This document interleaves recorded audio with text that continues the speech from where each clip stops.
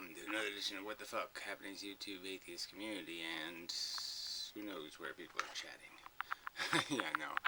Anyway, they haven't been doing the talk thing. Haven't seen any of it, so that's really good. Yeah, so avoid it and it won't piss me off. Anyway, so, just an update video. I guess that's what the fuck will be. It's just an update video of some kind. I'm gonna combine 3 subjects or 4 videos or something like that eventually, once I get this little update part over with. So anyway, just been busy, and what else is there? Oh yeah, the lawsuit thing. Yeah, with Wikipedia. Still haven't decided, so I guess I have to decide sometime this week, I guess. This seems like a lot of work, and I just don't know if I want to get myself caught up in all that crap. I have so much to do, so we'll see. Yeah, so on to the videos. So, where to begin? I still haven't finished the Trick Holiday video, so maybe we'll begin there. And, you know, this conversation, like, you know, just an hour's worth of conversation to keep going over this simple point. I'm conscious, I've experienced sensations, I know the difference between good ones and bad ones. I'm sorry you don't, but I do. And it's a fact, okay? I don't need to have a philosophical conversation about it. I don't need to prove it in some way or do any of that kind of shit. I've had the experiences. The word bad is perfectly suitable as a way to describe the bad feelings, and good is a perfectly suitable way to describe the good feelings. I really don't need any of this bullshit. So you need to talk about it because you can't figure it out? Well, that's fundamentally your problem. And I think you're just absolutely full of shit if you can't do exactly what I'm doing, which is tell the difference. And know that the word is suitable as a description. That we know that the negative consumes the positive. The value of the positive is consumed by the negative.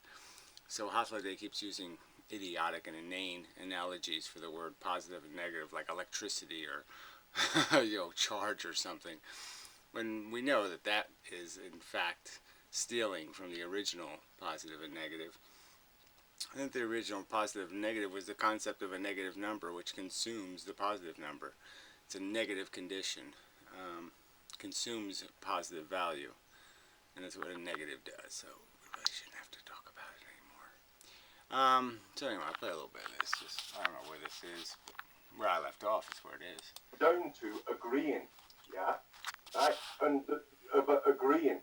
If you agree to know what an instrument is, what a measurement is, and so on and so forth, then we can communicate, right? And this is where Hotlay's full of shit, and the fact that all words have to reduce, and they reduce to a circularity somewhere. Somewhere there has to be the intrinsic thing, the conceptual thing, that the words reduce to. All words are basically defined by other words. So there's a built-in circularity, but it's a necessity of naming things, identifying them. And fundamentally, if you really trace the idea of good and bad, it originates with this idea of suffering. This idea that something will be put in a negative condition, a deprivation, a harm will fall upon them. This goes back to the biblical language. That's the intrinsic function. Heaven and hell is not an accident. Okay? There was description of a place where good things happen to you, where you have pleasant feelings, and a place where you don't have pleasant feelings.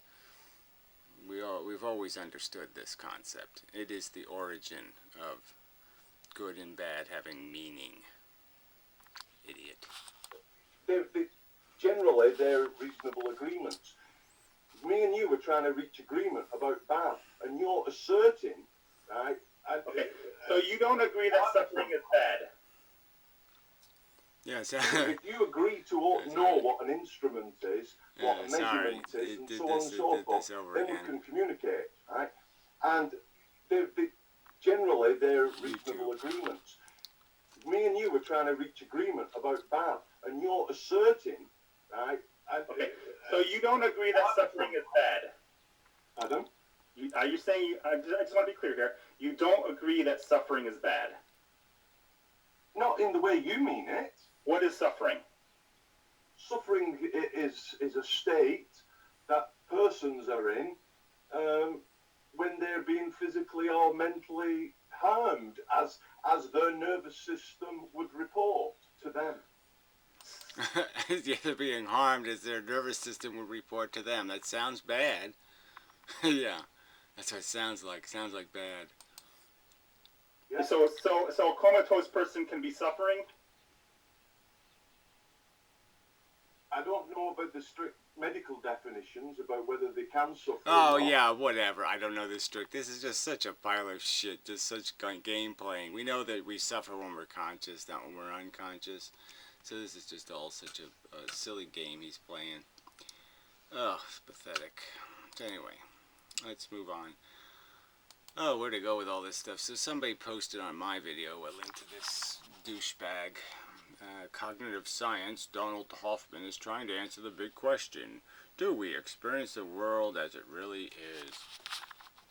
So he's making some idiotic argument that somehow evolution doesn't tend to make us realists, in that there's not a tendency in evolution for our senses to acquire accurate understanding of reality. And he does this in this silly way. I mean, the example is some bug in Australia that confused Coke bottles with girls, beer bottles, and so this story doesn't even make any sense, right? Because even if males were distracted having sex with beer bottles, it seems unlikely that females weren't going to find anybody interested. I mean, really. And that whatever males that did find the actual females, they would be highly rewarded genetically. So it doesn't seem like it would take very long for the bug to recover from its mistake. And somehow this means something. So he's making a comparison with fitness. So he's going back to evolution in the sense of evolution's description of fitness. And his description of fitness includes reproduction, where obviously you can be a pretty fit, a pretty realistic organism. You can have a pretty realistic perception of reality, and that might not be conducive to replication being the priority. And so just by that very standard, so he puts a bunch of synthetic computer organisms in different environments and says, see, they always turn out to go for fitness, not realism. And his setup is just flawed right from the start. You know what I'm saying? You don't know what I'm saying, because if I tried to explain how convoluted this nonsense is, you'd never be able to follow. But it's back to that bug example, that somehow these bugs were a demonstration of not getting reality right, because they're not programmed in a complex manner to have sex. They only need a few visual signals for millions of years to get it right, and it wasn't until humans came along and threw beer bottles around that it fucked their game.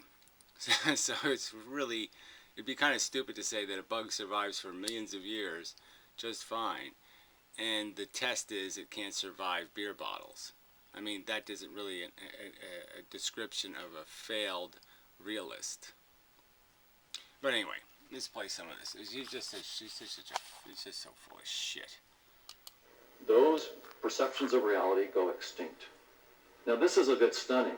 How can it be that not seeing the world accurately gives us a survival advantage? See, he's saying it's not seeing the world accurately. Like somehow a bug is expected to know what it's doing when it's procreating, which it doesn't. It's supposed to know what the purpose is, which it doesn't. Even high mammals don't know what the purpose is. They'll fuck dead things. They'll fuck all kinds of stuff, and it really isn't an expose on the quality of our senses. So really what he's trying to get to is somehow our senses aren't refined to glean the maximum amount of information out of the environment. And he won't say that directly, but that's the implications of his nonsense. And that argument can be so easily defeated in the sense of just how well our senses do work, how much information our eyesight gleans. It gleans the maximum amount of information. It's it focuses in on the distinctions and details of the electromagnetic spectrum of light, and it gleans out the ones that have the most information. And our hearing does that. Okay, it hears the ones that there's the most high quality information built into it. Our senses are incredibly well adapted to acquiring quality information.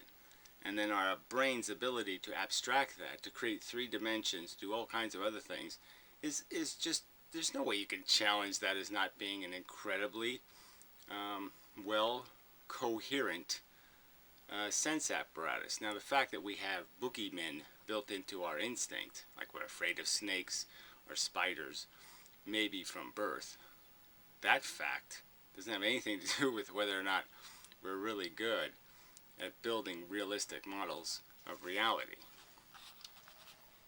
That is a bit counterintuitive. But remember the jewel beetle. The jewel beetle survived for thousands, perhaps millions of years using simple tricks and hacks. Yeah, and that's what we do too. And most men know it. Most men know when they're having sex that they're not often having sex with a person. They're just having sex with the parts. Equations of evolution are telling us is that all organisms, including us, are in the same boat as the jewel beetle. We do not see reality as it is. We're shaped with tricks and hacks. Yeah, well, desire doesn't really have anything to do with seeing reality, idiot. And none of this applies to intelligent organisms anyway, because their perception of reality is outside of evolution. It's in books. Okay, it's written in paper. It's propositions describing reality. It has nothing to do with any of this crap. Keep us all. I mean, I can't believe this is what they call this guy, some kind of scientist. Every day, we receive 500 Fuck million you calls. in the ass. The jewel beetle survived for thousands, perhaps millions of years using simple tricks and hacks. What the equations of evolution are telling us is that all organisms, including us, are in the same boat as the jewel beetle. We do not see reality as it is.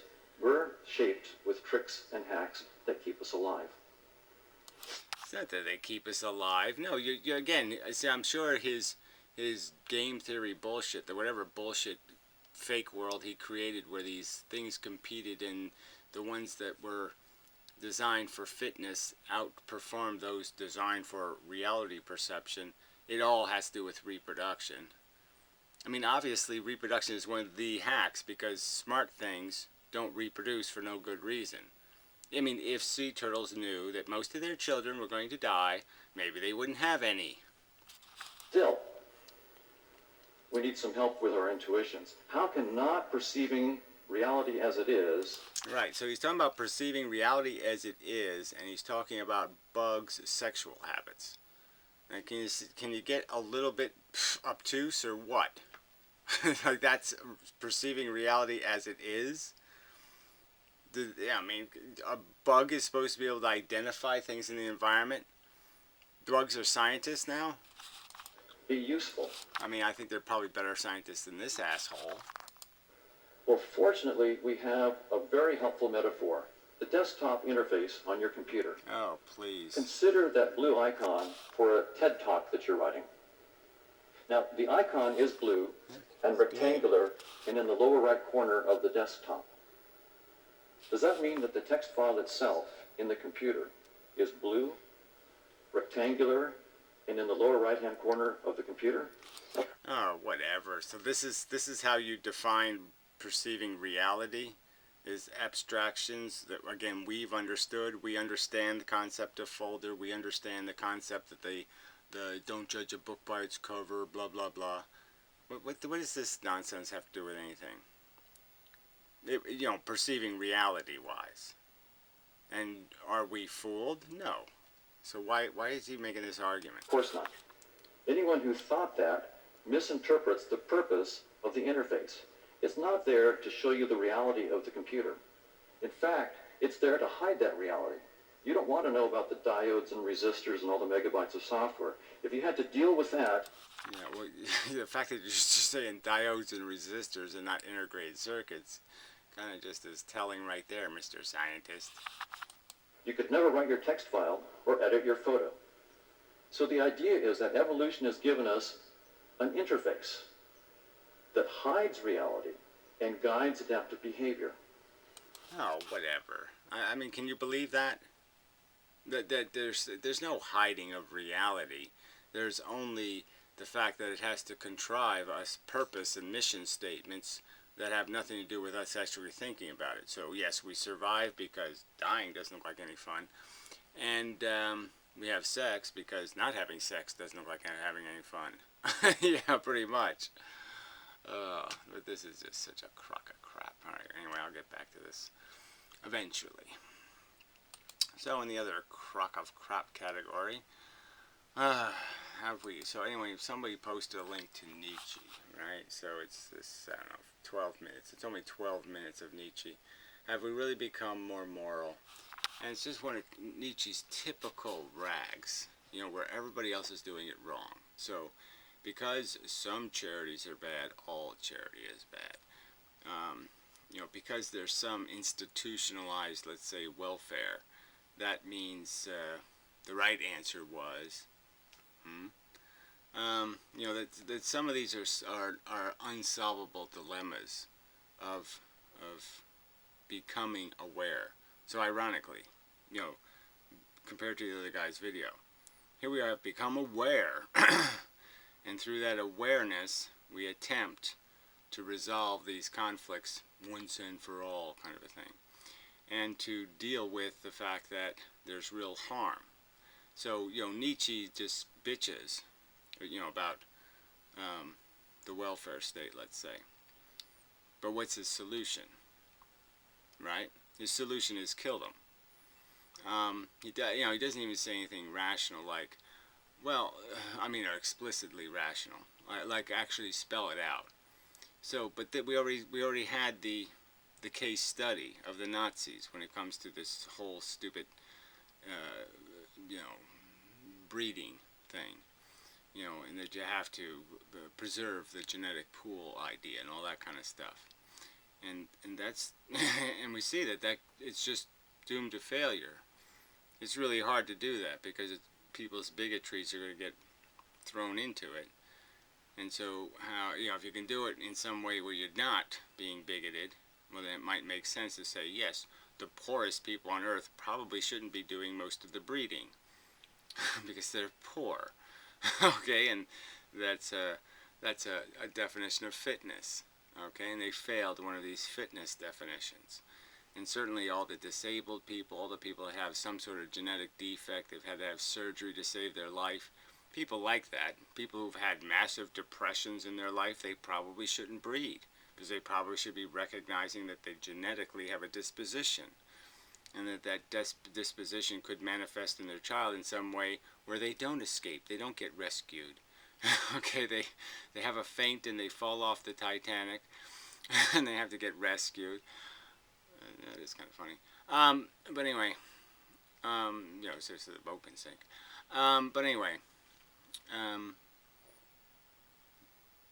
but I'm just saying, but Nietzsche offers no solution. He just basically says, be an asshole, be a selfish fuck.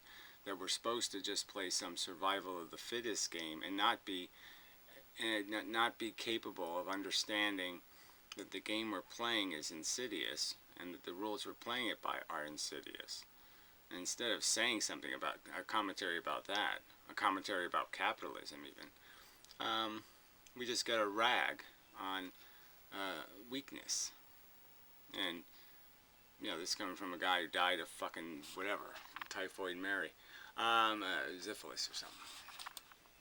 Life, that is to say, a fuller, more prodigal, more superabundant sort of life. It might have been called by another Sorry, all these videos have to name. reload apparently. Perhaps cowardice. Yeah, he calls it senility. So he's using, you know, he says in the problem with Nietzsche, he uses all this language that's just so overdone, overcooked, You know, and all these little short rags. I'll have to just try reloading and see if it does that. Browser trouble. Sorry, probably should have done this ahead of time. Come on. Come on, YouTube. It reloaded it and then it did this. I'll reload it again, and then I'll reload it again. Why are you doing that? You retarded? I think YouTube shouldn't breed because it is kind of retarded.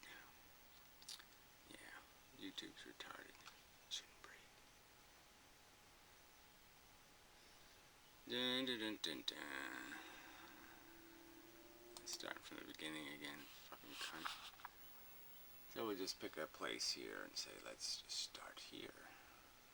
In such circumstances, everybody gives everybody else a helping hand, and, to a certain extent, everybody is either an invalid or an invalid's attendant. This is then... Yeah, I don't know why this guy chose Civil War images. I guess it's Revolutionary War. Well, no, Civil War blue. Anyway, well, they have guns with that look more, well, anyway, it doesn't matter. You can't really tell. Anyway, I can't tell. Anyway, so yeah, so we're all a bunch of invalids and the caretakers of invalids. And again, Nietzsche wasn't exactly, you know, I don't know, Mr. Man, I don't think. But who knows? I don't think so. I don't think you can maintain that mustache in the real world.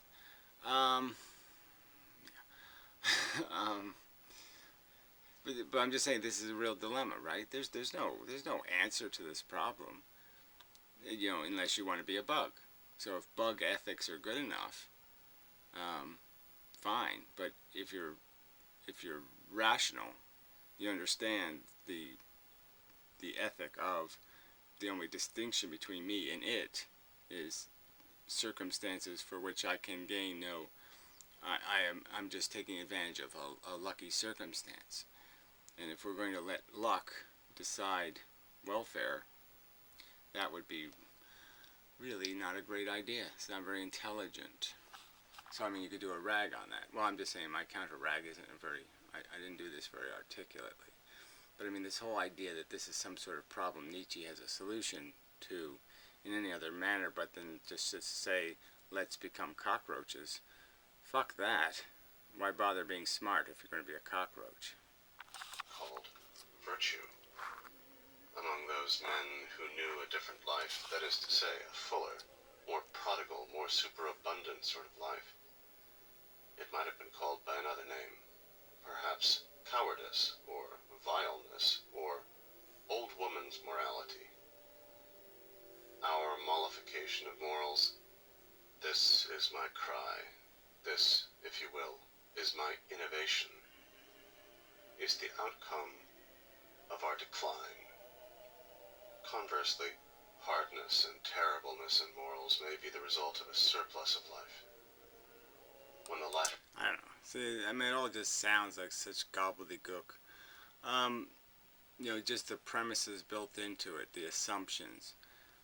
Every time there's always going to be plenty of bad around. But the fact that we have fixed a lot of bad, it's just true. It's just a fact. You know, and going back to some kind of time where you could own your wife or you could buy one at 10 years old is sort of bullshit, Nietzsche.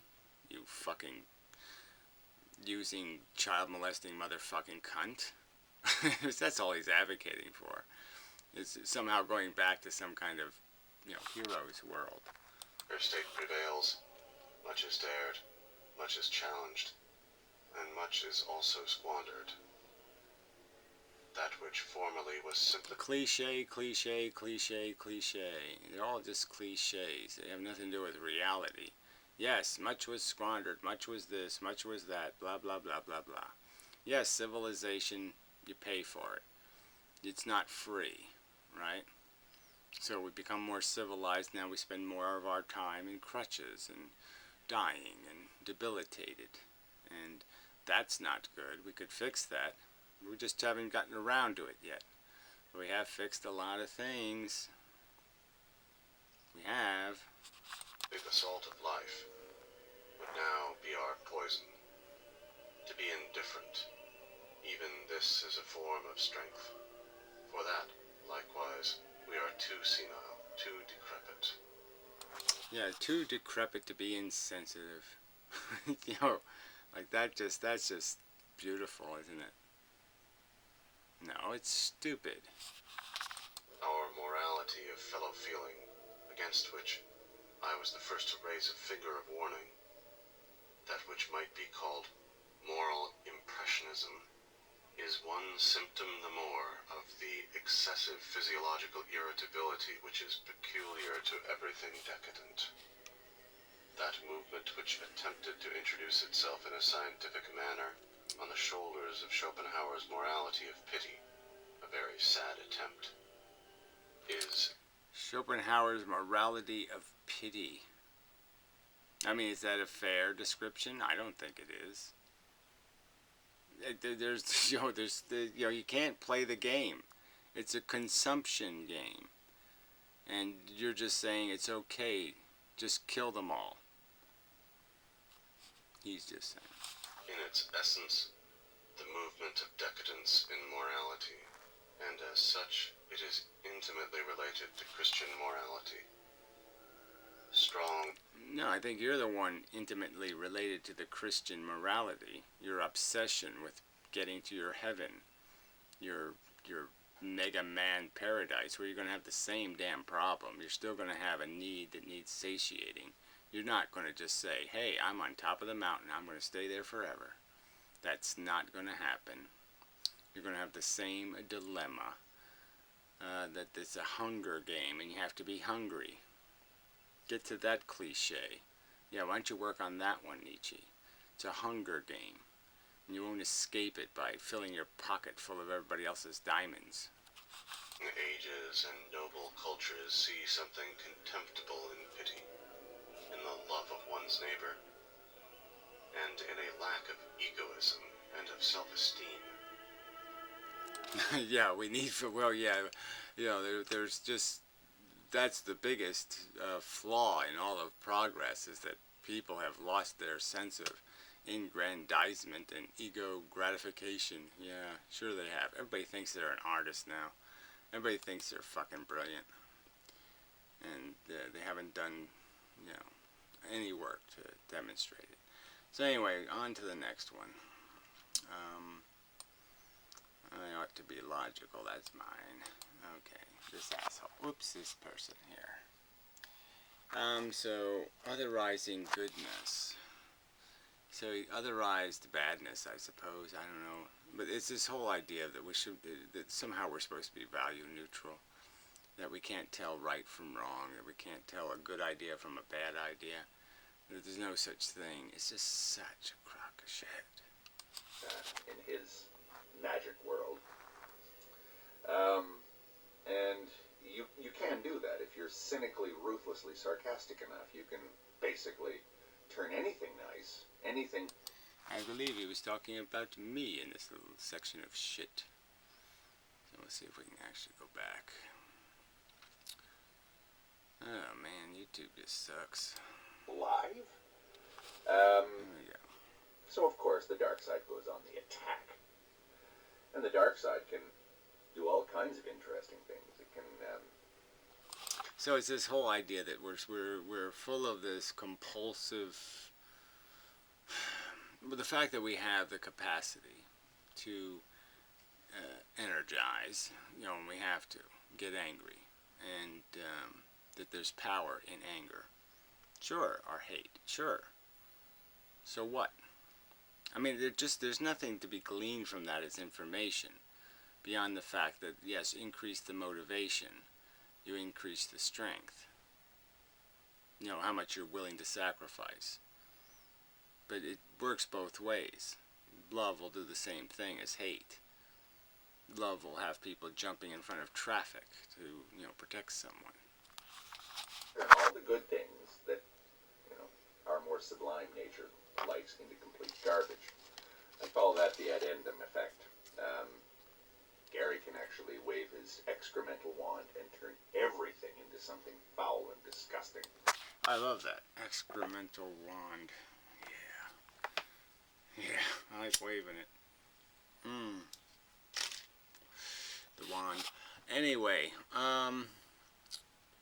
so this idea that, yeah, I'll turn your ambition into shit. That's true. And I'll turn your perception of accomplishment or worthiness, or that somehow you're worth it. Yeah, I'll turn all that into shit. I will excrement on it. I will shit on that shit. Because it's shit. It's a place to shit.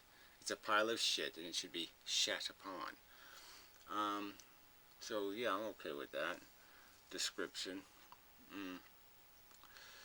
But, at the same time, I am not just tearing down. I'm not just ragging on what exists. I'm praising the truth. I'm praising facts. I'm praising the idea that we should look at evolution. We should look at the mechanism, the game that it creates. We should understand the rules of that game and how it's developed our psychology. And that through doing that, we can release ourselves from this trapped psychology of incessant acquisition, incessant insatiation. The fact that we're designed to be unsatisfied. If we recognize that, then we don't fall into the trap of it. And there's power in that. Love, compassion, all this kind of thing, all become garbage in his magic world. Well, you know, he's saying that in the sense that obviously I'm for caring for all the things that are being harmed, including his own children. I'd almost argue in a deeper way than he probably cares. But what I'm trivializing is the bigotry and the subjectivity, the individuality idea of that we shall apportion our care and our love based on standards that have nothing to do with the thing itself being appreciated for what it is, but rather are just projections, okay, of elements of our psychology that are still insectoid, that are still doing the DNA thing. Yeah, if you're loving based on a fitness DNA model of reality, rather than a model that recognizes that the qualities of value or worth are in the child, not in the possession of the child. Yeah, big difference. And it's sort of a cheat to say I'm anti-compassion or anti-love. I'm just anti-silly words.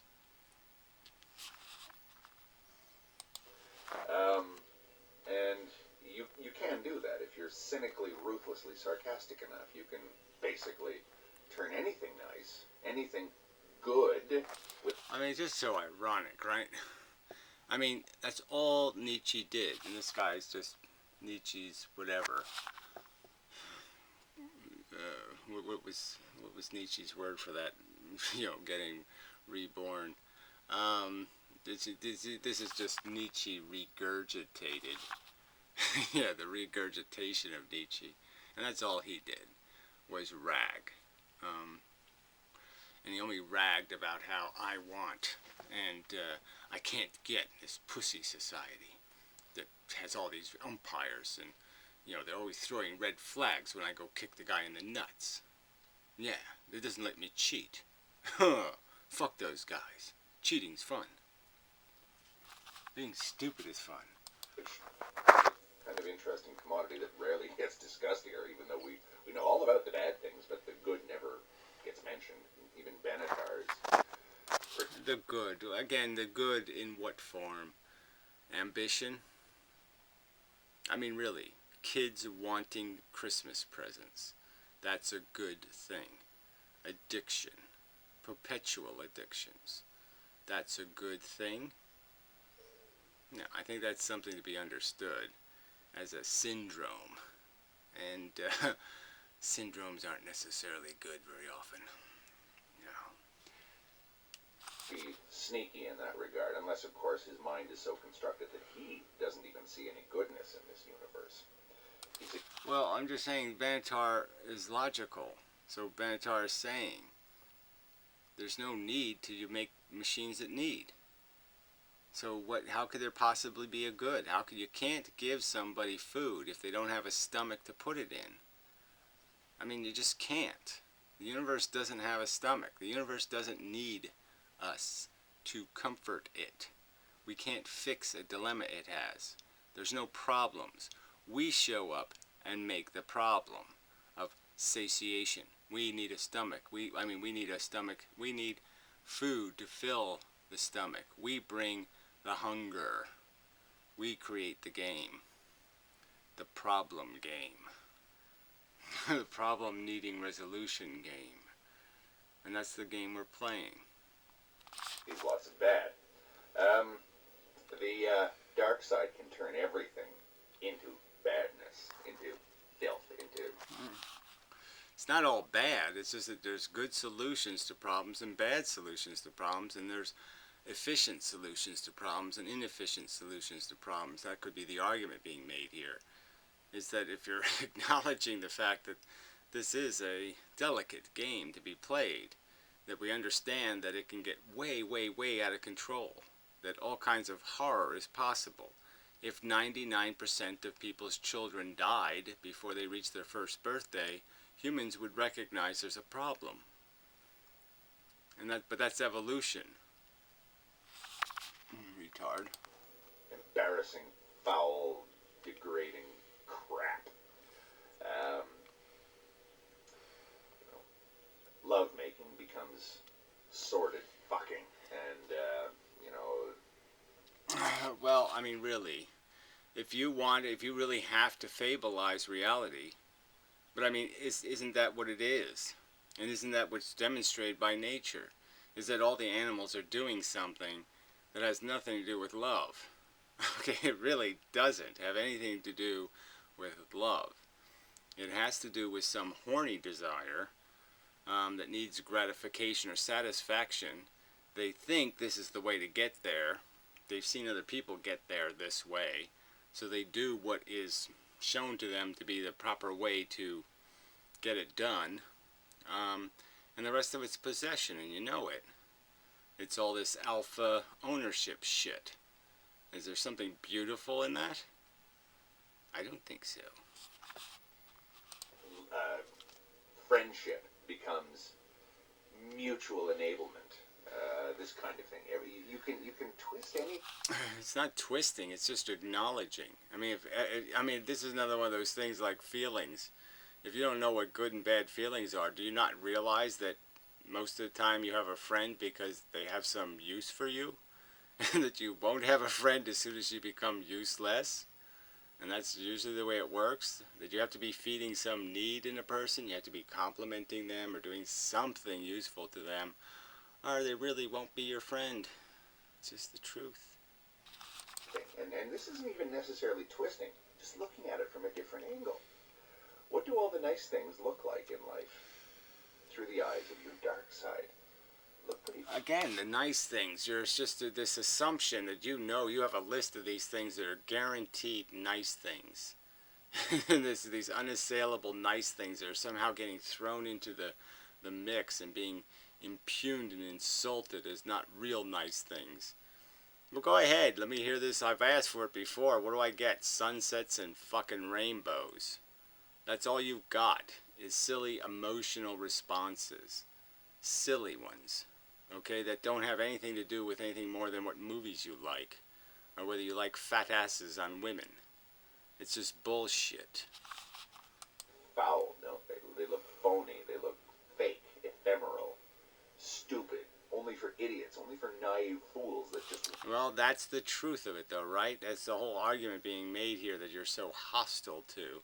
Is this argument that, guess what? Those are the only assholes breeding anymore. I mean, once the people figure out the game is, this is I can get my sex without having babies tied to me. Most people choose to say, yeah, fuck that. That's the truth, okay? And the only people breeding are ignorant pigs. You know, people who have not, certainly aren't living in civilization, and certainly don't have a knowledgeable understanding of reality. They're just being bugs, humping beer bottles. Want to be hurt the way Smeagol was hurt. Okay, so the dark side goes on the offensive. Oh, he keeps making these references When to you know, movies. You know, Lord of the Rings. I mean, a movie that really doesn't have a whole lot of reality in it, right? I mean, not even close. And ironically, you know, the soldiers are better dressed and have a better life than the average peasant.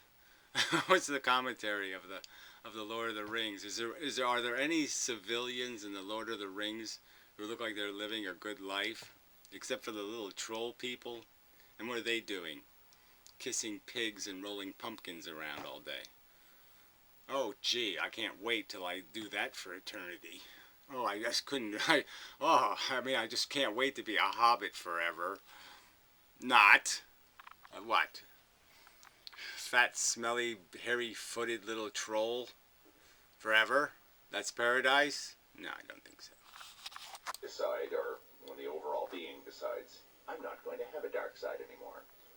The way that I get the impression that Vic Mackey is kind of doing that. But again, I don't want to accuse him of anything, because I don't know what's going on. Yeah, well, whatever. I just think the Vic Mackeys and the logic rolls the dice types, they're just immature. They're just kids playing with language.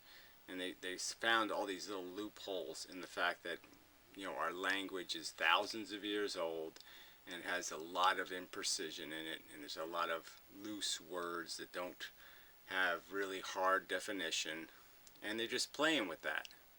And that's all that's happening here. There's nothing else happening. These are just douchebags playing with words. On inside of him. But of course, you see other people, and you have to, you know, you just observe them, and you say, okay, what makes this other person tick? What's going on in there? Yeah, I know, that is a mystery, because you just sit here and say, man, you cannot be this fucking stupid. I mean, you really can't. You know, you've read enough to know that humans are full of shit. They're compulsive liars. They're compulsive aggrandizers of a truth.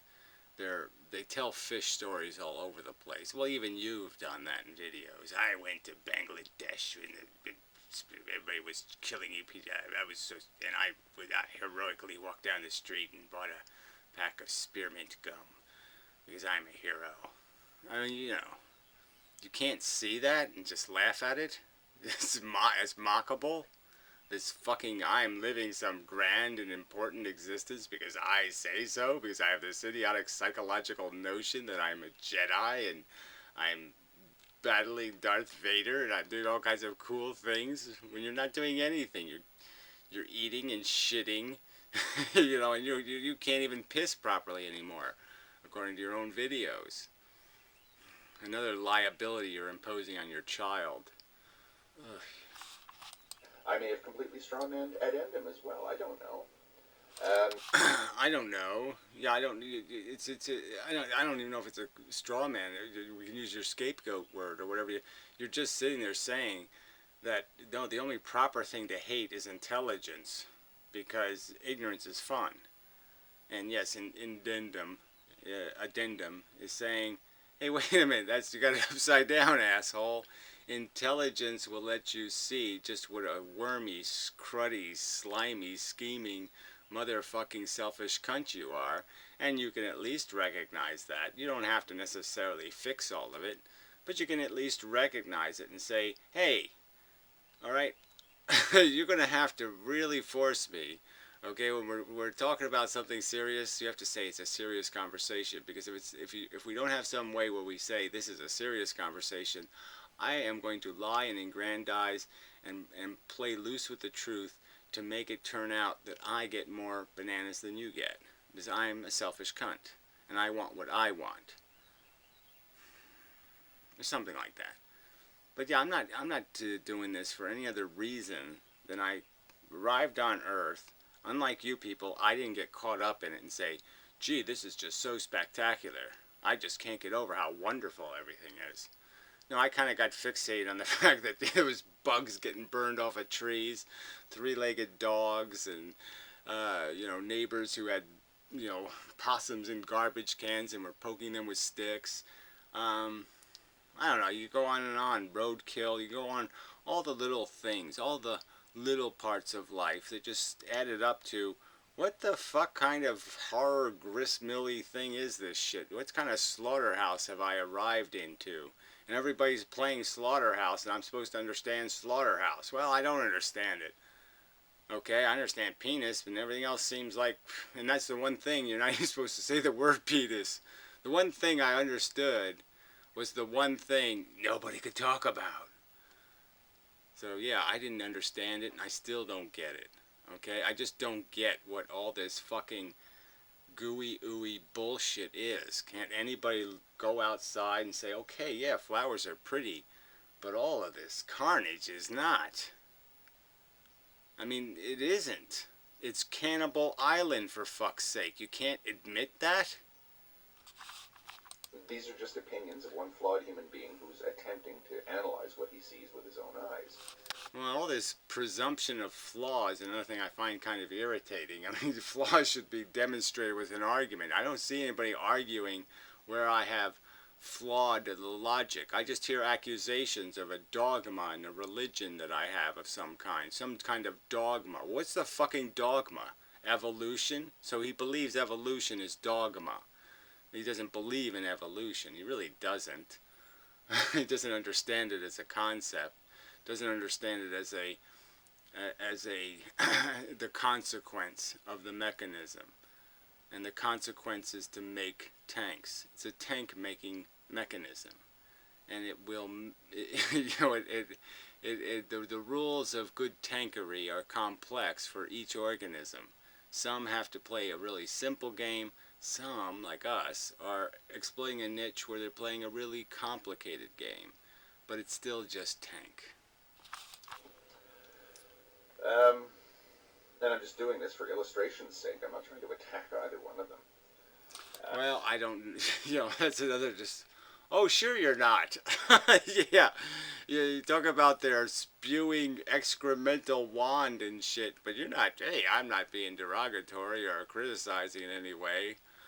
Come on. I mean, even this whole cliche bullshit way of passive-aggressive argumentation, it's just overtly dishonest, and you're claiming that you're taking some kind of high road.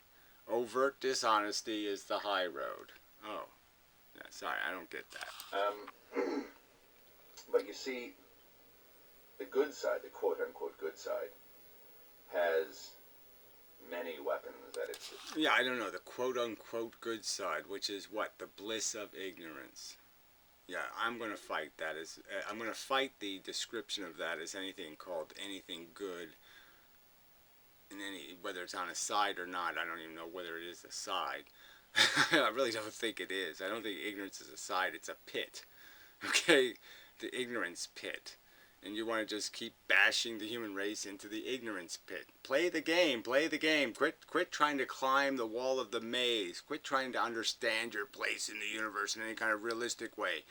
Stay with the fables, stay with the fairy tales. And you're just beating them down off the walls of the maze. Like you're like that orangutan in Planet of the Apes, right? I know that's all bullshit, and he just keeps it a secret from everybody because we're all supposed to just pretend that, chimpanzees and gorillas and orangutans aren't doomed to do the same bullshit that human beings did. And they are doomed. Disposal as well, and they are equally vicious and devastating. Vicious. Love is vicious and devastating. This whole bullshit that human beings have to be something other than just things. Okay? I'm a little need bag. I'm a little need bag. Blah, blah. We could sing songs about it. But that I don't have any... There's no mission statement here beyond I'm a little need bag. You know, there's no malicious, there's no built-in any of that stuff. And it's not until something's, you know, burning my feet off or doing something else to cut at me that I have to fight back. And that's what you're doing. I mean, you're just sitting there mocking suffering, mocking it. Yeah, I have to defend your victims. I have to try to protect them from the rape you're going to impose on them because of your silliness, because of a silly idea in your fucking head that you're accomplishing something. You're winning. I mean, you're just basically just saying, I'm a winner because I have a powerful delusion. Fuck. I mean, I can personally say I'm a winner. I can feel it. I can sense it. That this is a better configuration of human being than the average configuration. I can certainly think that. And, but I'm not going to be saying I'm playing a good game because there's no good game to play. So yeah, it's like having great athletes and they have to waste their time like throwing spears or spinning lead balls around, or, you know, these dopey events they have to enter because there's no good sport. There's no good game to play. So you have to play some stupid game. But that's how it is. Yeah, there's just stupid games. You know, there's not a good game to play. Anyway, enough. So anyway, I guess I'll finish these videos eventually. I don't know. They're just so hard to watch. I mean, in the goods, on the bright side, the anti-natalist guy, you know, maybe I'll try to find the link, posted a video of Benatar. You know, I guess it's some symposium thingy in South Africa where they were arguing about vegetarianism. So he made like a 10-minute argument, you know, pro-vegan. And, you know, it was pretty good Benatar